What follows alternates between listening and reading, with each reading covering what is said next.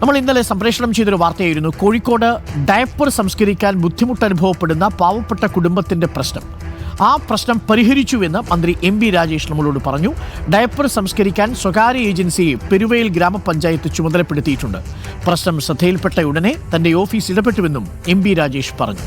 Reporter impact.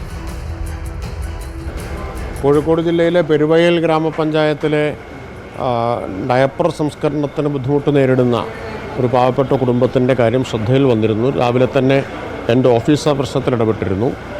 Peruvayal ഗ്രാമപഞ്ചായത്ത് അതിനൊരു സ്വകാര്യ ഏജൻസിയെ ചുമതലപ്പെടുത്തിയതായി സെക്രട്ടറി അറിയിച്ചിട്ടുണ്ട്. ആ പ്രശ്നത്തിന് പരിഹാരമുണ്ടാക്കിയതായിട്ട് അറിയിച്ചിട്ടുണ്ട്.